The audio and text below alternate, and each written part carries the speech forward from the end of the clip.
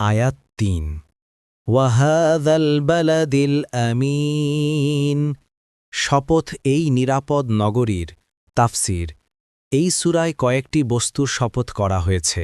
১ ৩ অর্থাৎ আঞ্জির বা ডুমুর এবং জাইতুন। ২ সিনাই প্রান্তরস্থ তুর পর্বত।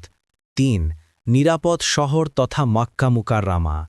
এই বিশেষ শপথের কারণ এই হতে পারে যে তুর পর্বত ও মক্কা নগরীর ন্যায় ডুমুর ও জাইতুন বৃক্ষও বিপুল উপকারী বস্তু।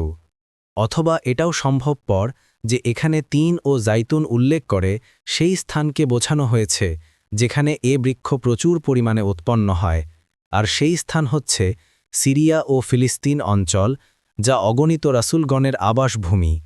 বিশেষ করে তা ঈসা আলাইহিসসালামের নবুয়ত প্রাপ্তিস্থান, আর তুর পর্বত মূসা আলাইহিসসালামের আল্লাহর সাথে বাক্যকথনের স্থান।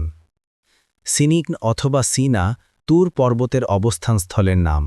পরবর্তীতে উল্লেখ করা নিরাপদ শহর হল পবিত্র মক্কা, যা শেষ নবী সাল্লাল্লাহু আলাইহি ওয়াসাল্লামের জন্মস্থান ও নবুয়ত প্রাপ্তিস্থান। বাদাই উত তাফসির, ইবনে কাসির।